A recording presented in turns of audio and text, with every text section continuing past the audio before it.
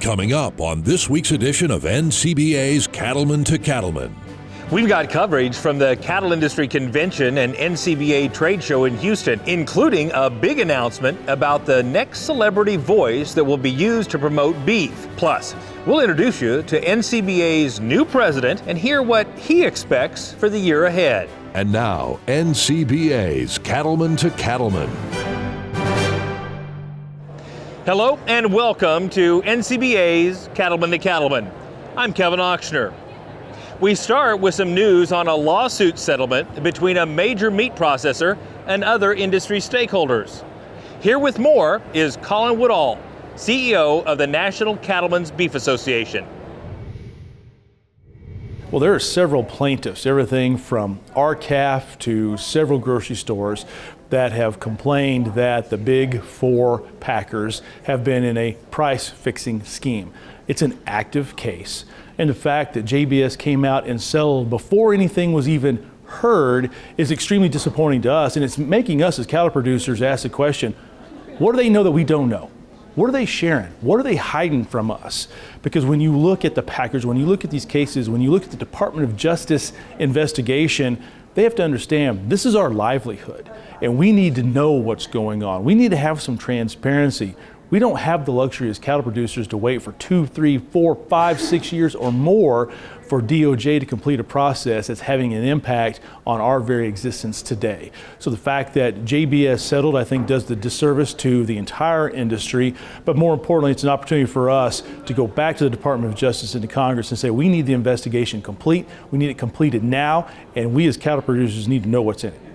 For more details and the full press release, go to ncba.org. We had an incredible turnout as thousands of cattlemen and women came to Texas for a mix of business, education, and networking with their peers from all across the country. One of the highlights was a big announcement about the new celebrity voice that you'll hear promoting beef in commercials. Former NFL player and now broadcaster Tony Romo will be the person saying the iconic "Beef, it's what's for dinner" tagline in commercials that'll begin running later this spring. So as the Beef, It's What's for Dinner advertising campaign moves into its third decade in 2022, we have a brand new and yet very famous voice to introduce you to. Let's take a look. Whoa, you guys caught me in my element here. Shocking to have cameras on me, but obviously when you're the top griller in the household, people want to video that. A little hamburger action tonight, steaks on different nights, but here in the Romo household, we love beef. It's what's for dinner. See how I did that? That was pretty good. Anyway, I just want you guys to know, I'm really excited to be your new spokesperson, and me and my wife and the kids, we eat beef all the time, and I think we're gonna eat it even more if that's even possible at this point. But thank you guys so much. Used to be a part of America's team, but hearty, healthy, sustainable beef, it's my new team. Thank you guys. And joining me now is Sarah Reese. She's Senior Executive Director of Brand Marketing for the National Cattlemen's Beef Association. Sarah, what can you tell us both about the process and just the sheer excitement of having somebody like Tony Romo be our new voice for the Beef, It's What's for Dinner campaign? So we know through marketing research that having a well-known spokesperson increases brand awareness, sales, as well as credibility. So when we were looking for someone to work with, we were really looking for someone that was authentic, knowledgeable, and approachable, and Tony Romo fits the bill. Yeah. We're really excited that he's agreed to work with us this coming year. Him and his family really hold dinner time near and dear to them, and of course they love beef, so he's going to be an amazing person to work with this year. What is it about the Beef, It's What's for Dinner campaign that seems to resonate so deeply with folks? So the Beef, It's What's for Dinner campaign that NCBA developed on behalf of the Beef Checkoff was launched in 1992. And the rodeo music is really nostalgic to so many people. The brand is something that's well known to people. We've utilized a variety of spokespeople throughout the years, but no matter how those faces change, one thing has remained consistent, and it's that the Beef, It's What's for Dinner brand positions beef as the top protein. And so what is it about both the Beef It's What's for Dinner campaign, but also the website that can help shape consumer perceptions of beef and the beef industry itself? The Beef It's What's for Dinner brand works around campaigns that are focused on what we know drives demand for consumers. Okay. And that's nutrition, how beef is raised and grown, and of course the eating experience. And so we focus on those areas to talk to consumers and provide them with more information. BeefIt'sWhat'sForDinner.com is the one-stop shop for all of that information. And believe it or not, we have 7.6 million unique visitors to that site every year.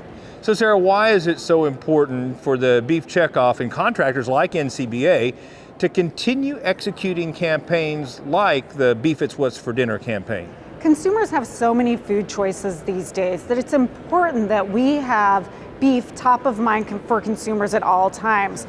In our marketing campaigns, we actually create a surround sound approach. So we're reaching consumers everywhere they get their information to provide them with not only recipe inspiration, but facts about the beef industry. And what would your message be to producers watching this show about how they can ensure that consumers have a positive perception of beef and the beef industry? We learned through our consumer research that consumers actually trust farmers and ranchers and love hearing from them. Telling their story actually increases consumer perception. So I'd encourage producers around the country to share their story and talk to consumers about what they do each and every day. That's outstanding. Well, I'm looking forward to the year ahead with Tony Romo. Keep up the great work. Thank you. Now remember, the Beef It's What's for Dinner website is a gate-to-plate experience for all things beef. And it's also where you can see the new Beef It's What's for Dinner ads with Tony Romo when they're launched later this spring. So check it out. Still ahead on NCBA's Cattlemen to Cattlemen, we'll continue our coverage of the Cattle Industry Convention in Houston. We'll also introduce you to the new president of NCBA and hear his thoughts on the year ahead. Stay with us. We'll be right back. For commercial cow-calf producers, crossbreeding with Gelbvieh and Balancer is the smart, reliable, and profitable choice. Gelbvieh and Balancer females offer maternal superiority through increased fertility, greater longevity, and more pounds of calf weaned per cow exposed. In the feed yard, Balancer cattle deliver increased performance, improved feed efficiency, and excellent carcass merit. Balancer adds the pounds, make the grade, and deliver the value. Gelbvieh and Balancer, the smart, reliable, and profitable choice. Find out more at the website gelbvieh.org.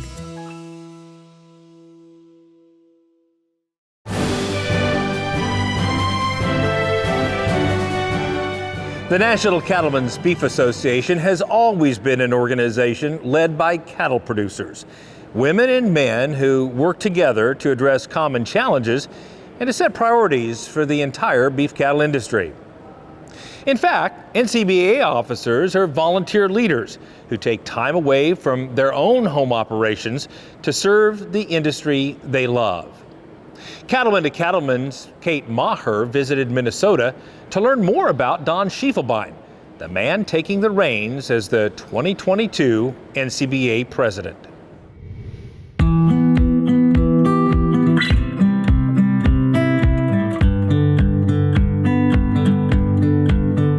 The lake country of central Minnesota is where Don Schiefelbein grew up, working alongside his dad, mom, and 8 brothers. Founded in 1955 by Don's dad, Frank, the Schiefelbein family farm has grown dramatically. Well, it's a family operation consisting of 7 brothers, 5 nephews, and all their wives, etc. So it's a large family operation. Sitting here in central Minnesota, we have about 6,000 acres. We run about 1,000 cows in the spring and another 100 or so in the fall, so 1,100 cows. And we feed out cattle here, so we're pretty diversified. We'll feed out 5,000 to 10,000 calves here on the place as well. Don's parents still live on the farm, enjoying their family and staying involved. Don believes his dad's innovative thinking is one key to the operation's success. Simple things like how to feed cattle, he said, boy, wouldn't it be a lot smarter and wiser instead of having the bunks on the inside of the pens to have bunk line fences on the outside. So in 1950-some, he said, I'm going to put bunks on the outside. He is one of the very first up here in the Midwest to have bunks on the outside of the feedlot. And so that made a world of sense. And everything he's done, I think, has transferred to me and to my children as well, saying, boy, if there's a better way to do it, let's look at it. Let's not be confined to the way things have always been done. As a result of that effort to always get better, Schiefelbein Angus bulls and females are prized in the marketplace today. And the family has continued to offer value to their customers with a calf buyback program that was started more than 25 years ago. So every decision we make here, we either gain or fail ourselves as the result of the mating on the cattle we buy back. And if we make a mistake breeding an animal, we're ultimately the ones that pay. So we're paying a lot more attention to making sure they're bred right. So from a commercial cow-calf standpoint, you can imagine the sigh of relief they have knowing that the genetics they're buying are being kind of backed up by somebody with real dollars and cents saying, these cattle have to work or we ultimately have to pay. This is where we feed all our buyback calves. And the advantage here is when you put all the dollars we do into genetics, the reason we have this kind of barn where everything's covered is we take the environment out of the equation, right? So everything that's on display here is the result of how they do genetically, and therefore we can figure out to our customers how they need to improve genetically based on how we market their calves. Every individual calf in here will be marketed based on its own merit on a value-based grid. Then we'll summarize customers by their calves and give them basically a scorecard back that says, I did this for quality grade, I did this for yield grade, my feed conversion was this, my growth was this, etc., and allows them to fine-tune, if you will, their selection for their next round of bulls to fill in the needs for their next year's calf crop. Because we take the environment out, we're able to get these animals to perform at levels that we haven't been able to historically. So we'll get all these calves that by June to weigh 1,300 pounds or more. So the equivalent is they are 13 months of age, weighing 1,300 plus pounds and already being marketed to town. After college, Don worked for Texas A&M Extension and then for the Limousine and Gelbvieh Breed Associations before returning to the family operation in 2003. Since then, he's served in a variety of leadership roles with the Minnesota Cattlemen, as well as for the Angus Association and as an officer for NCBA. If you are going to be successful, your industry must be successful first. So if you aren't willing to put the time and effort into making that industry successful and serving that industry, then it's basically going to be a potluck whether or not your industry survives. So we've been very fortunate that we've had enough people that we can put efforts towards involving people in lots of different areas. And mine happens to be Angus and NCBA. I like to tell people I'm the blue-collar NCBA guy. I'm the guy who still gets his hands dirty, still drives the tractors, and I tell you what, if it wasn't for Bluetooth, I don't know how many meetings I'd miss, because Bluetooth through the tractors is where I do a lot of my meetings, etc. So that's kind of the background I come from. And what I believe, and I come from more of a servant-style leadership, where I really believe that if you listen closely enough to members, you're going to find the answers. So running a family operation our size is very similar, I believe, in that you listen a lot, you make sure everybody has their say, but you make sure everybody does it in a respectful manner so that we can all move forward together. Going forward, Don sees great opportunity for the U.S. beef industry in a variety of areas, including exports. U.S. beef is the blue ribbon, right, across the whole world, and it's because we're grain-fed beef. We are the premier product that everybody wants from every corner of the earth, and we're blessed to have the resources here in the United States, corn, to make that beef so valuable. So from our standpoint, pushing our beef out to the world is the next platform, right? And you can see just with the growth right now in U.S. beef demand, it's incredible. With the experience he's had on his own family's farm, Don sees value in sharing the sustainability story of U.S. beef production. Sustainability at its core is about doing things better and doing things more efficient. If you look at genetics, there is no means to do things better and more efficient than through genetic work. And so it's the quickest, easiest way to get to where we can be way more sustainable. It wasn't a generation ago when you used to feed out animals like this, and it would take you 2.5 years to get them to market. With our genetics and with our buyback coordination with our customers now, our goal now is to have every animal harvested at 13 months of age, weighing over 1,300 pounds. Boy, that is super sustainable from an efficiency standpoint, from a nutrient use standpoint, and that really has been a game changer in terms of allowing us to reduce our carbon footprint. As he looks to his year as NCBA president, Don is serious about helping to lead NCBA's fight for policies and a business climate that supports cattle-producing families. It's all part of maintaining the opportunity to make a living on the land. To me, I just sit in awe at how many people have the opportunity to do something they love to do and would love to do every day and do it with their family by their side. There's just not many places in this world that give you that opportunity. And you do it in the United States of America where you have the most freedom, and boy, there's days that you just look up and say, God, why me? Why did I get blessed with this? And it truly is a wonderful, wonderful experience.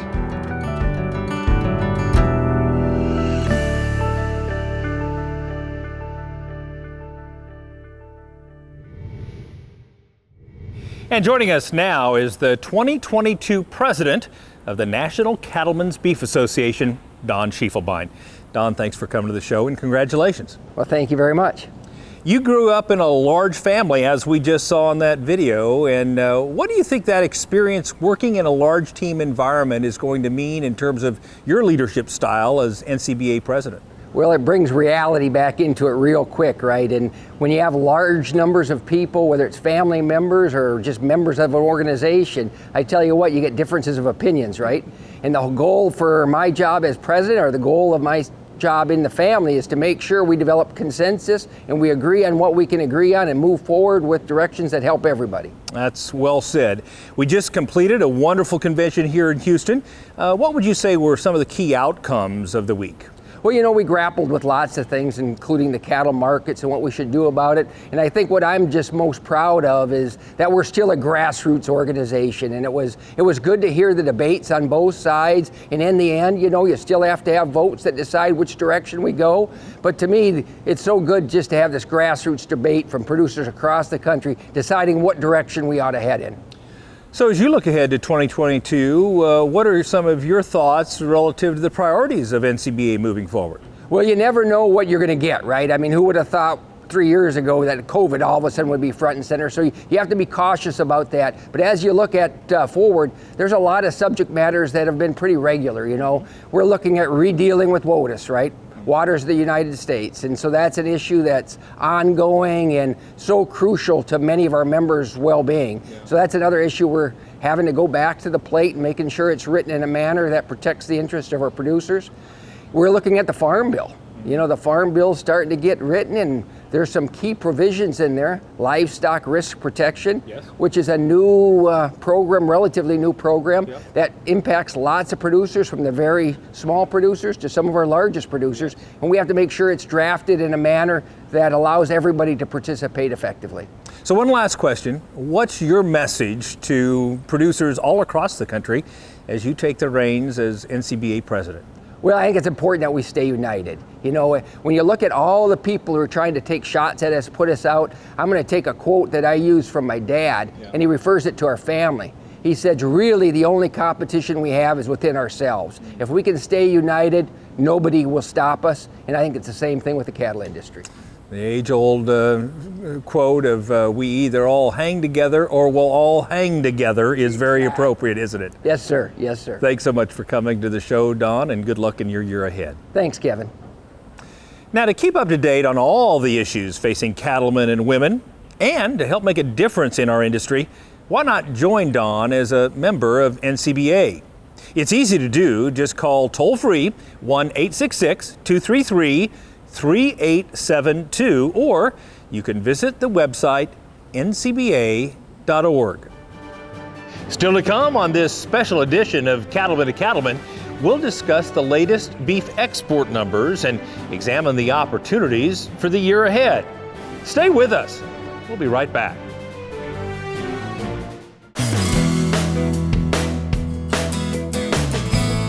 Take advantage of the very best in Hereford genetics with the Sandhill Farms annual production sale Saturday, March 26th. We've really tried to put a lot of carcass traits in our cattle. Ultimately, that's going to be a driver in price and profit. I buy bulls from Sandhills because in the end, there's more money in my pocket selling the end product. The Schultz family focuses on continuous genetic improvement of their Hereford cattle year after year. I view everybody that sits in the seats at our sale as our boss.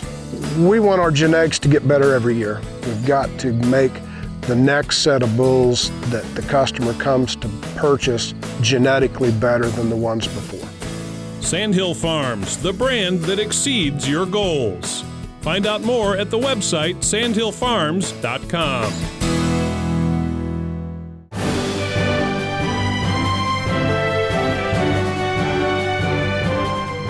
According to the latest data released by USDA and compiled by the U.S. Meat Export Federation, 2021's beef exports are on track to set new records in both volume and value. In the first 11 months, the total volume shipped was 1.32 million metric tons.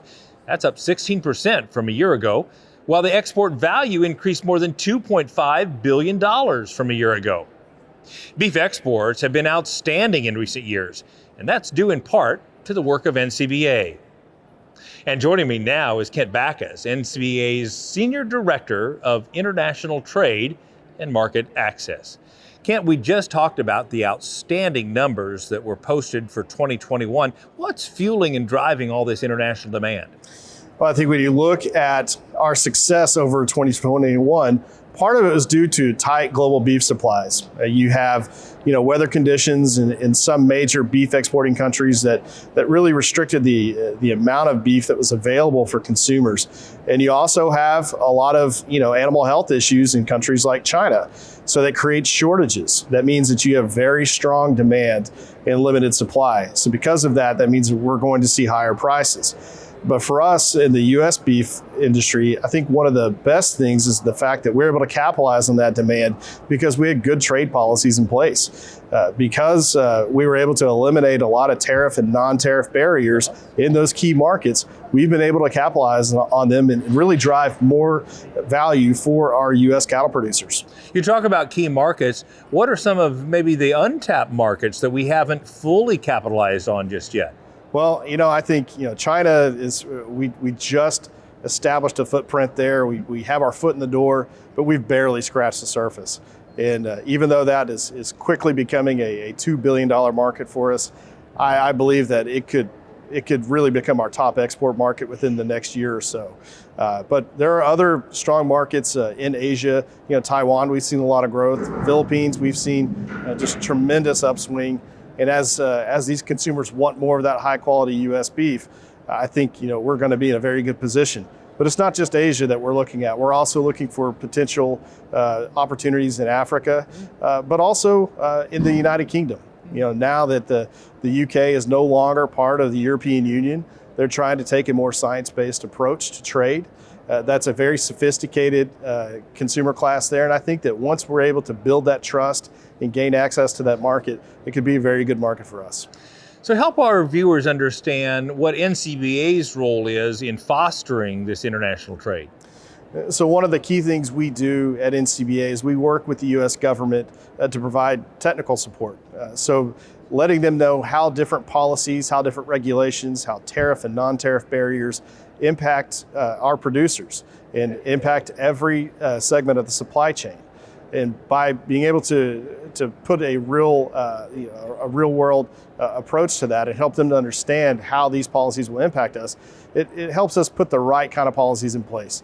Unfortunately, our industry has been the victim of a lot of trade politics throughout the years. That's why we were banned in China for 13 years. That's why we had restrictions in both Korea and Japan.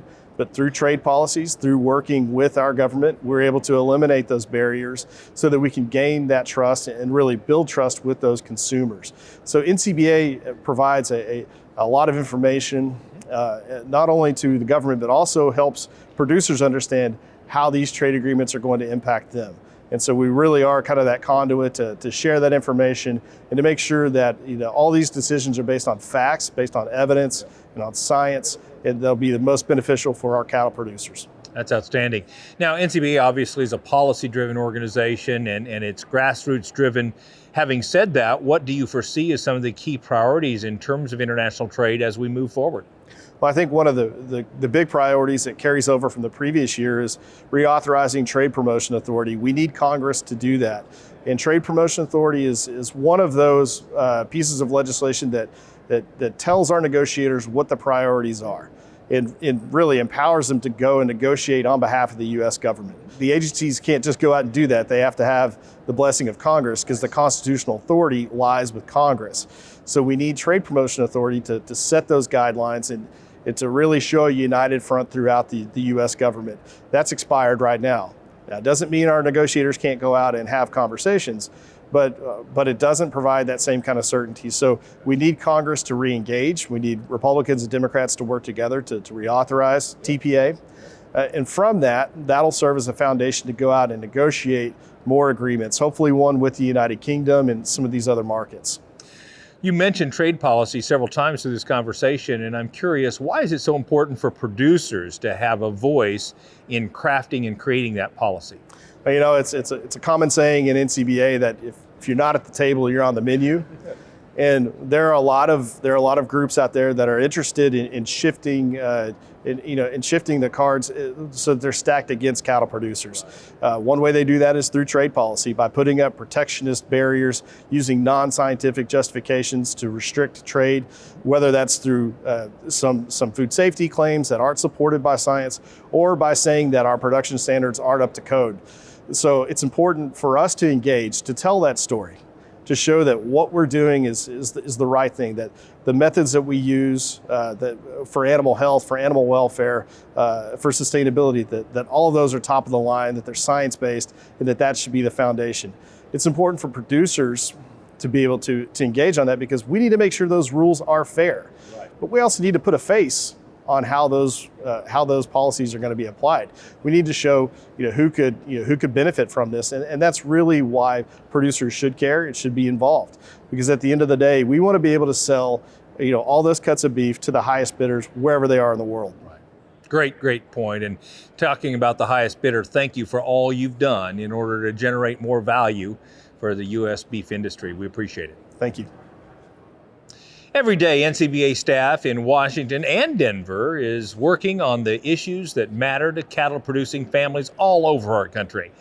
Join in the fight for our industry's future by becoming an NCBA member.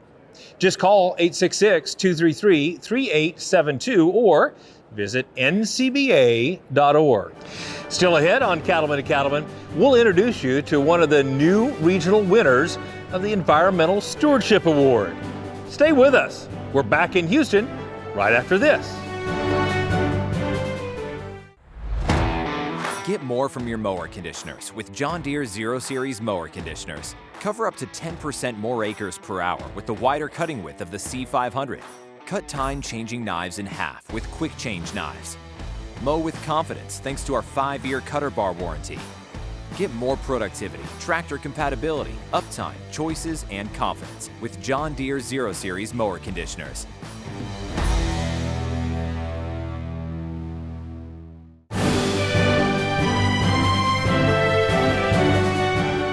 Each year, the Environmental Stewardship Award Program recognizes the nation's best cattle operations for their stewardship and conservation efforts.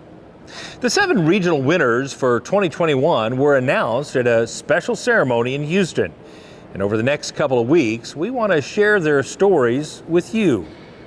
We begin in Region 1 with a visit to the winning operation from New York.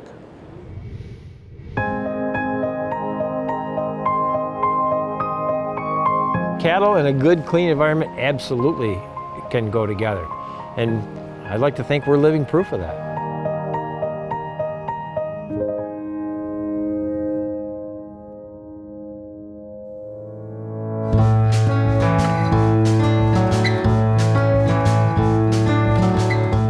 I'm Mike McMahon from Easy Acres. We're a 900 cow dairy in Homer, New York. If you look on the map of New York, we're almost dead center. We're at the Southern Finger Lakes region, they call it. We are a family operation. There are 4 owners of the business. Myself and my brother Pete are the senior partners. My son Neil and another young man, Ethan Supa, are the 2 junior partners. And my wife Edie, she's our CFO. We spend a lot of time thinking about the water in and around our farm.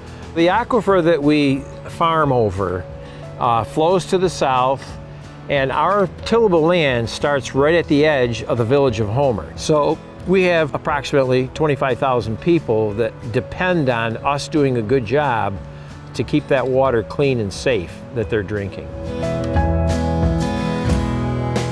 Over the years, we have had concerns from neighbors when we're spreading manure.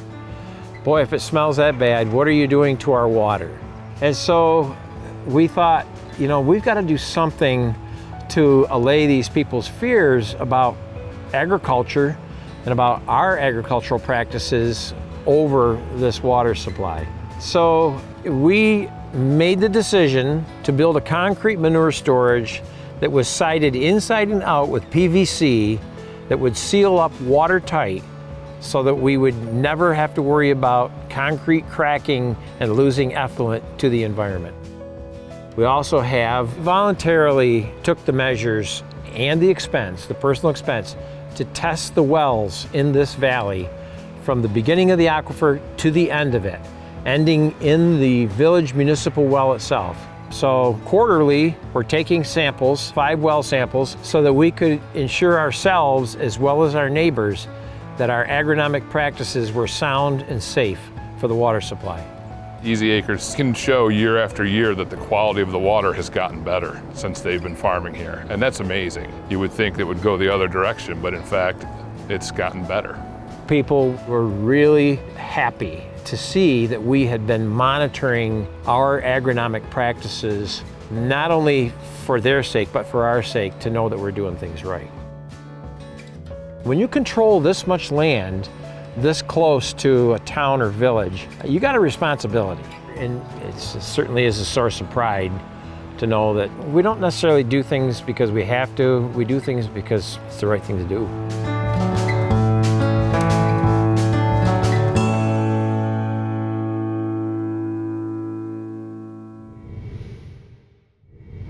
Now, if you'd like to find out more about the Environmental Stewardship Award winners, see photos and videos, or even learn how to nominate someone for the award next year, just visit the website environmentalstewardship.org. Education's always an important part of the annual Cattle Industry Convention, and Cattlemen's College is famous for its stimulating and thought-provoking sessions. Russell Nemitz takes a look at one of this year's classes that discussed how genetic improvement and top-notch management can combine to create long-term success. Well, one of the highlights at this year's Cattle Industry Convention and NCBA trade show here in Houston were the live cattle sessions at the demonstration arena. And this year, one of the presenters was Dr. Bob Weber from Kansas State University. And Dr. Weber, you were talking to these folks and showing them about a very important topic. How do we build better cattle? How important of a topic is this, and what were some of the highlights from your presentation? Sure, Russell, thanks. The focus on our presentation was really to help producers feel more comfortable about evaluating feet and leg structure in beef cattle. We've seen, kind of over time, and I'm a big proponent of EPDs and selection indexes tools, but as we get maybe more focused on that, sometimes we have a tendency to take our eye off other things. And feet and leg structure is one from an animal welfare standpoint and a production standpoint that's really important to our business. And so Shane Bedwell, my co-presenter from the American Hereford Association, and I tried to help focus producers on feet and leg scoring and how that can improve their cattle operation. You know, during a presentation like this, you're able to actually walk cattle through and show them what you're talking about. How important is it to have a facility like this and a live cattle session and a demonstration arena like this where you don't just get to talk about it, but you get to show them? Well, I think the producers really appreciate the hands-on opportunities, and I know as a presenter, these are the most fun presentations I get to do because you've got cattle and people all together in a teaching environment. It's a great setup, great technology to help try to illustrate what we're talking about. These kind of opportunities are pretty rare, and particularly for a big crowd, and so having that interaction is really, really valuable. Well, and of course, longevity in the beef cattle industry is super important, and getting as many years out of your cattle as you possibly can is so important. And by the sounds of it, while we were watching, I mean, the interaction with the crowd was pretty cool this year. Yeah, it was outstanding, actually. And so we had, when you do a set of audience response at the end of the talk, it's a pretty good gauge whether you hit the mark or not. And we had really great engagement. And so we were glad for the participation, and really appreciated producers, dragging out their cell phone and doing the texting thing. So, well, we kind of joke about it, but a lot of times we come to these things, they're provided to us. You can give all the tools you can possibly to cattlemen and cattlewomen, but at the end of the day, it's up to them to go home and really apply what they've learned on their own operations. Yeah, that's exactly right. And so, we tried to spend a fair bit of time, Shane and I, kind of thinking through the talk to sort of help motivate that, so that they go home, they've got a little bit of skill set built here, and hopefully, go home and apply the feet and leg scoring in their commercial or seed stock operations and help collect some more data, and most importantly, make good selection decisions. Any other highlights from your presentation this year here in Houston? Well, I think the big thing is that feet and leg traits are heritable, right? So we can make genetic improvement in those traits. We just have to include them in our selection criteria, and so that means spending time and putting our eyeballs on the feet and making good judgment. So last question then, Dr. Weber, for those that couldn't be with us here in Houston to hear or see what you told these folks here in Texas, is there any resources out there where we can find more information? Sure, there's sort of a range of, if somebody wants the real in-depth scientific paper, email me, I'll be glad to send that. But many of the breed associations are actively working in this space. So I know the American Angus Association has foot and leg scoring rubric, IGS and Simmental and Red Angus groups are also working to deploy actually some of the research that we did. And so there's a growing body of information on feet and leg scoring, including some video development work going on to help people build that skill set. Well, we appreciate you being with us on Cattlemen to Cattlemen as always. Great, thanks Russell.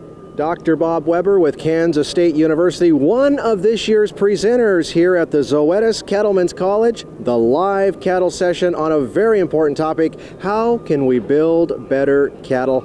And of course, a very important topic to be profitable in today's U.S. beef cattle industry. When we come back, we'll take you inside the Cattle Facts Outlook Seminar and hear what the experts think about the markets for the rest of the year. Stay with us. Grass is the center of our universe.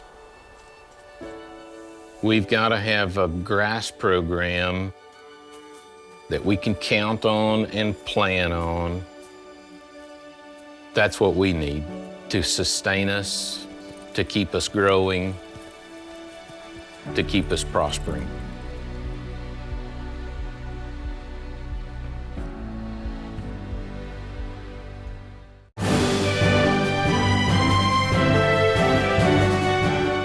Well, each year here at the Cattle Industry Convention, one of the highlights is the Cattle Facts Market Outlook Program. And with us from Cattle Facts is their Chief Executive Officer, Randy Block. And Randy, standing room only as always. And I think the storyline coming out of this Outlook session, bullishness for all sectors of the beef cattle industry. Well, it's been a haul getting through this front-end supply.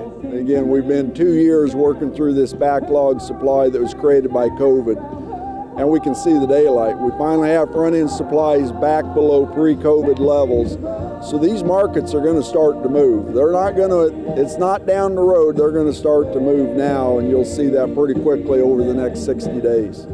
know, as we break it down, you said one of the hardest hit sectors of the industry has been that cow-calf sector. And for those guys and gals out there, it's even looking brighter here in the near term too. Oh, absolutely. We're going to see a nice move in these calf prices. Unfortunately, everybody's hay costs, feed costs have been so elevated, but for anybody that's been able to hold their calf crop together with the improved moisture we're going to see in a number of these areas, this calf price is going to have a good move going into spring. We're going to get some green grass beaver and see some pretty salty prices in spring and on into the late summer and fall. You know, walk us through beef demand and everything that we've learned and we've powered through, given the pandemic and prices at the meat case. That is still looking incredible, and that's what's helping to drive this profitability as well. Oh, this demand deal is real. I mean, I think if you go back and you look at how much more prime, certified Angus beef, upper two-thirds choice, and choice product we're producing, again, nearly 85% of our total supply is the good stuff. And the market wants that. It's willing to pay for it. Even though we had that kind of increase in supply, we had record price premiums. What's that tell you? Market wants more, doesn't it? That's a strong demand trend. Yeah, absolutely. And, you know, and as we think about moving forward, Randy, you did say, you know, we do need to be paying attention to some of those things out there that the urban society wants us to be paying attention to, and this climate change discussion is real. It is real. It is real. I wish we had a little more clarity exactly our path of what we really need to be measuring. The point is, though, we're going to have to do more with less. That's really what all of this stuff suggests. More with less, and we've got a great story to tell there. And again, with what we can do in sequestering carbon on our ranch lands, on our forest lands, our tree lands, we can do that. But I mean, I think we're in a great position in the industry. We just got to get a plan. You know, given some of the industry issues we've been powering through, you said in your presentation you have maybe some folks give your office a call there in Denver saying, man, I wish we could go back to the 80s and 90s. And you're like, I never want to go back to that time. It was terrible. I mean, that was a time anybody that's in our industry was second guessing, why am I doing this? I mean, we lost 50% of our beef demand in that time period. We lost 400,000 producers in our industry in that time period. We lost 16 million head of cattle. It was terrible. What we're in now is the heyday. I mean, this has been going on for the last 15 years with this demand growth and what we're seeing with the quality development. A lot of those great genetics come out of Montana, Wyoming, the Dakotas. I mean, that genetic revolution that we've seen has been powerful for our consumers of our product. They love it. Absolutely. Well, as always, we appreciate your insight and for you joining us here on Cattlemen to Cattlemen. My pleasure. Thank you, and so glad to see everybody back. I mean, our industry needs to meet. We need to have these conversations and again, to thrash some of these things out, and I think this will be another great conversation we have at this convention. Perfect. Again, Randy Block, the Chief Executive Officer of CattleFax. For more of their market analysts and also their analytical data, you can check them out online at cattlefax.com. And joining us now is meteorologist Matt Makins. Not a new face to our Cattlemen to Cattlemen audience, but kind of a relatively new face to the CattleFax team. Matt, thanks for being with us here on Cattlemen to Cattlemen today. Let's talk about what you're up to these days as part of CattleFax now. Well, first off, thank you. And yeah, the responsibility list grew a lot over the summer from doing Cattlemen to Cattlemen, the newspaper, things like that. Dr. Art Douglas, who's a legend in long-term forecasting, worked for CattleFax for years, announced he's going to step back a bit. So I filled his shoes, giant shoes to fill. We're still, corresponding. He's been a great advisor and mentor, studying under him for a long time, and then now I'm taking over CattleFax from Dr. Art, and hopefully have a bright future for us. Well, I know a lot of folks, including us, are happy to have you part of the CattleFax team. We're happy to have you part of the Cattlemen to Cattlemen team. Let's get into business. We're visiting right after the cattle industry's annual convention, your guys' CattleFax Market Outlook and Weather Outlook program. Weather and markets are still the two most important things to cattle producers. Weather is your area of expertise. Walk us through some of the highlights of your presentation. Well, the biggest issues is that we have had back-to-back years of La Nina. coming off of our second season. Drought numbers climb a lot with La Nina, especially over the southwest. And now we have, cow operation areas 30 to 35% have drought in those locations. We have to do something about those drought numbers. Sadly, the pattern from winter carries into spring, so still La Nina dominates. That means drought conditions more likely down to the southwest and at times the south. You're wetter as you head toward the Midwest. Once we hit the summer, we should see the La Nina signal, if you will, fade a bit. The big question mark then becomes, do we hit El Nino or La Nina next year? El Nino would spread lots of water into the drought areas of the southwest. It's too early to say. There are mixed indications whether or not we stay La Nina, go to El Nino. Once we get past March, that's when some of those criterion start to come together and things start to fall into place. What were some of the other take-home messages out of your weather presentation here at the Cattle Facts Market Outlook Seminar and of course, the weather outlook? I was asked to kind of discuss, kind of my concerns, what's in my head, where would I worry about or be excited about. I have worries about the prairies from eastern Colorado down into West Texas. Very dry, a lot of warmth, drought numbers are climbing, soil moisture is low. That's an area that would need supplemental water somehow. But the Rockies they're not bad, but they're not giving a big surplus of snow. It's not like we're going to fill those rivers and those reservoirs up. That's a concern area. Optimistically, the northern Rockies have a good snowpack. Cooler than normal temperatures forecast for spring means slower snow melt. So hopefully we're adding to soil moisture up to the north, better stream flows, better stock water supplies that we'll need come this summer. So there's the good and the bad of what we have coming our way. Sounds like an old Western movie by Clint Eastwood, if you will. Well, anyways, congratulations.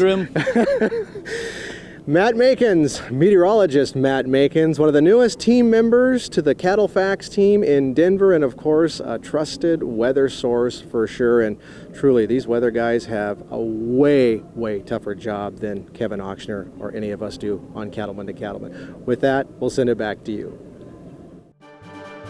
Still ahead, we'll hear from one of the great speakers at this year's Cattle Industry Convention and NCBA trade show. Stay with us. We'll be right back. They're here, they're hungry, and they can't be stopped with ivermectin alone. Add Safeguard when you deworm your cattle to take out resistant parasites like brown stomach worm, Cuperia, Nematodirus, and others. With 2 dewormers from 2 different classes, you can kill more resistant worms in your cattle, so you don't leave potential on the table. Consult your veterinarian for the diagnosis and treatment of parasitism. Then bite back at safeguardworks.com.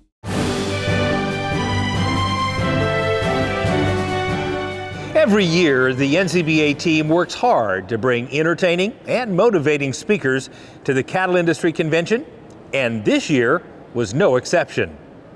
Russell Nemitz went a few rounds with former boxer George Foreman, who kicked things off at the opening general session. Just like NCBA fights every day on behalf of America's cattle producers, George Foreman, former heavyweight boxing champion and now Hall of Famer, had a very successful career inside the boxing ring fighting opponents. And attendees this year at the Cattle Industry Convention and NCBA trade show here in Houston, Texas, were lucky enough to have George as the opening speaker. What was your message to these thousands of cattle producers from across America? Well, the message is, now, I was heavyweight champion of the world, Olympic gold medalist, all because of that cow. I was able to eat those steaks. And nothing can stop me once I got my hand on. The better they were, the harder they fell, the cattle. The message is, continue doing what you're doing, and the future is nothing but good for the cattle people. That is music to these cattle producers' ears, Mr. Foreman, of course. Let's talk about the other highlight here. I don't know if a lot of these folks maybe knew you actually have a cattle ranch here in Texas. That's right. I call it, my wife called it a dirt farm, because every time I get some money, I got to spend it back on the cattle. But I love it. Some of the best moments of my life is spent in Marshall, Texas, East Texas, where we raise cattle. And so I mix them up so that they get, like Sonny Liston said, you don't have to do much to them, but you have to do a lot to them. But I'm able to make it because of the love of the cattle business. I wouldn't be doing my job, George, if I didn't ask you one of the biggest questions I think a lot of folks have on their mind. After your boxing career, how in the heck did you even get started with the George Foreman grill? Walk us through that. Well, the George Foreman grill, a guy came up to me and said, I was doing a lot of commercials, really successful on Madison Avenue. He said, George, why don't you do your own business? You're making everybody else rich. Why don't you get your own company, your own product? I said, okay, let's do it. And we found this little thing, not the way it is now, and we fashioned it into one of the best pieces of furniture you can put in your house. And I used it. The grease went off. I was able to eat my protein meals without gaining any extra fat, but a lot of protein. And I sold it to the world. The truth about it is the lean, mean, fat-reducing grilling machine, George Foreman name brand, can get you everything you want out of your meat products. So I have to ask you, what is your favorite cut of steak? My favorite cut of steak is the bone-in ribeye. I dream about it. I wake up in the morning wishing I could have one for breakfast. It's the best thing that ever happened to the earth, the bone-in ribeye steak. So after your boxing career, you're now a cattle rancher here in Texas. You had a very successful run and company with the George Foreman Grill. Tell our audience what you're up to now here in Texas in the Houston area. Well, I would like to be up to a lot of things, but now I'm mostly into raising grandkids. Because I kick my kids out, boom, they come back the back door with their children. And I love it, raising children and grandkids. That's my future. Awesome. Well, we appreciate you being part of the Cattle Industry Convention and NCBA trade show here in Houston, Texas. You're an inspiration to us all. And thank you for just being you, George. Thank you so much. Again, heavyweight champion and Hall of Fame boxer, George Foreman. Now, don't forget, you can tune in to Cattlemen to Cattlemen over the next few weeks as we continue bringing you lots of great stories and information from the 2022 Cattle Industry Convention and NCBA Trade Show in Houston. Well, that wraps up this edition of NCBA's Cattlemen to Cattlemen. Thanks so much for spending time with us. We'll see you again next week right here on RFD TV.